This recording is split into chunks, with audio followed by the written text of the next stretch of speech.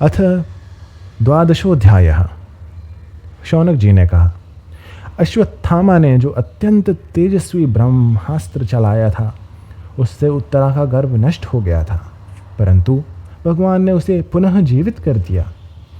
उस गर्भ से पैदा हुए महाज्ञानी महात्मा परीक्षित के, जिन्हें शुकदेव जी ने ज्ञानोपदेश दिया था, जन्म कर्म मृत्यु और उसके बाद जो गति उन्हें प्राप्त हुई वह सब यदि आप ठीक समझें तो कहें। हम लोग बड़ी श्रद्धा के साथ सुनना चाहते हैं। सूत जी ने कहा, धर्मराज युधिष्ठिर अपनी प्रजा को प्रसन्न रखते हुए पिता के समान उसका पालन करने लगे। भगवान श्री कृष्ण के चरण कमलों के सेवन से वे समस्त भोगों से निस्पृह हो गए थे। शौनक आदि ऋषियों, उनके पास अतुल संपत्ति थी। उन्होंने बड़े बड़े यज्ञ किए थे तथा उनके फलस्वरूप श्रेष्ठ लोकों का अधिकार प्राप्त किया था। उनकी रानियां और भाई अनुकूल थे। सारी पृथ्वी उनकी थी। वे जम्बी द्वीप के स्वामी थे और उनकी कीर्ति स्वर्ग तक फैली हुई थी।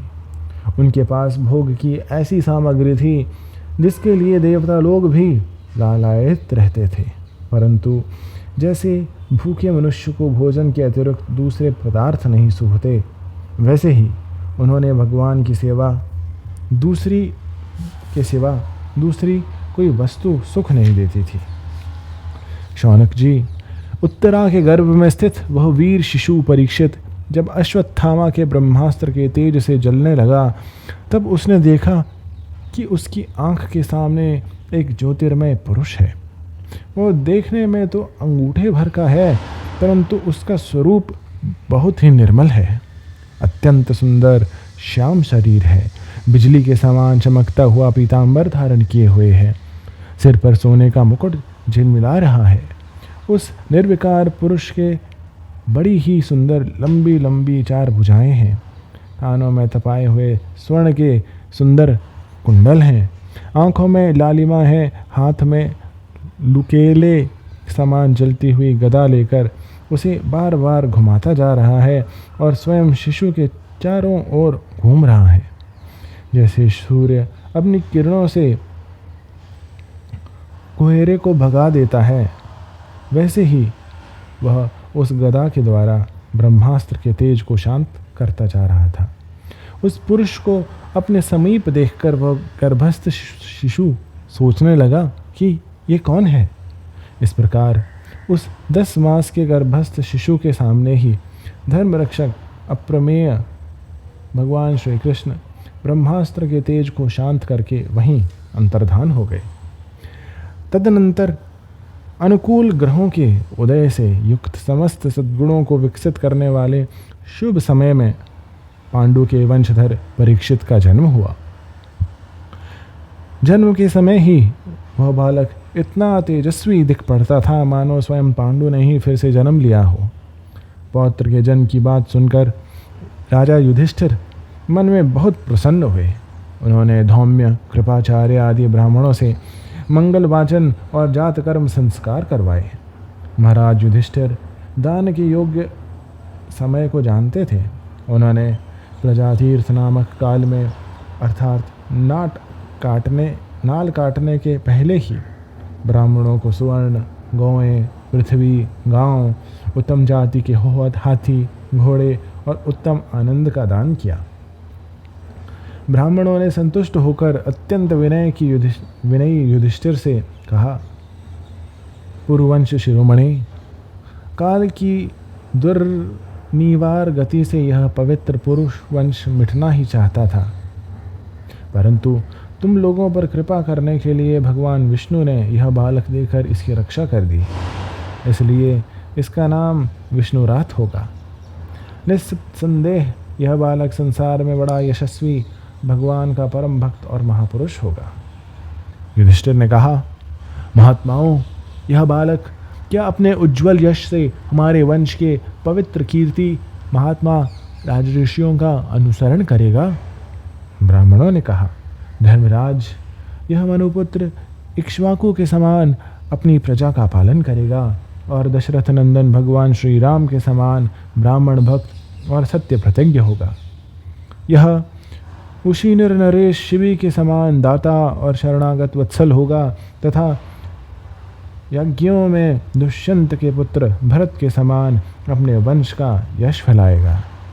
धनुर्धरों में वह सहस्रबाहु अर्जुन और अपने दादा पार्थ के समान अग्रगण्य होगा। यह अग्नि के समान दुर्धर्ष और समुद्र के समान दुस्तर होगा। यह सिंह के समान पराक्रमी हिमाचल की तरह आश्रय लेने योग्य पृथ्वी के सदृश तितिक्षणु और माता पिता के समान सहनशील होगा।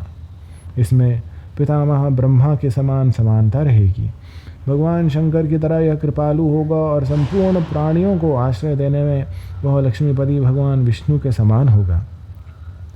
यह समस्त सद्गुणों की महिमा धारण करने में श्री कृष्ण का अनुयायी होगा।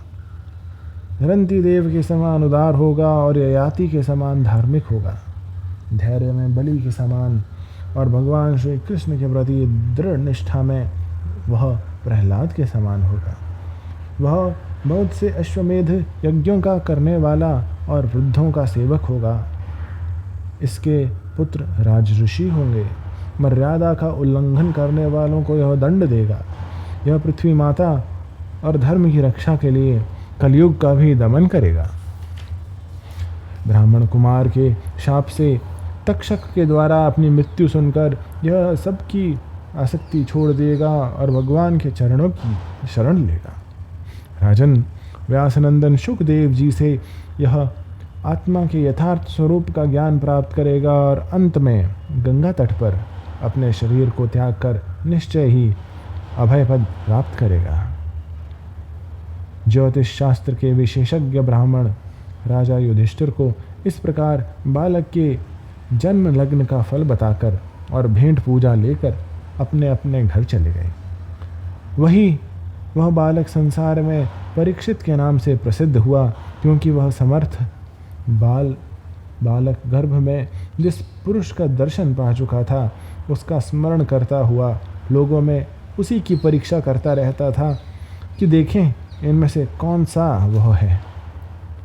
जैसे शुक्ल पक्ष में दिन प्रतिदिन चंद्रमा अपनी कलाओं से पूर्ण होता हुआ बढ़ता है, वैसे ही वह राजकुमार भी अपने गुरुजनों के लालन पालन से क्रमशः अनुदित बढ़ता हुआ शीघ्र ही सियाना हो गया।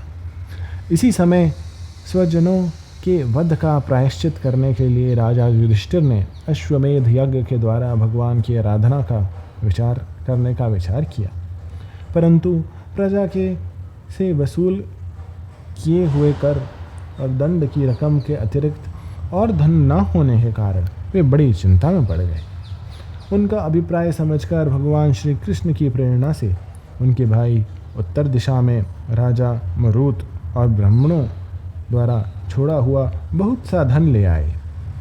उससे यज्ञ की सामग्री एकत्र करके धर्मभीरु महाराज युधिष्ठिर ने 3 अश्वमेध यज्ञ के द्वारा भगवान की पूजा की।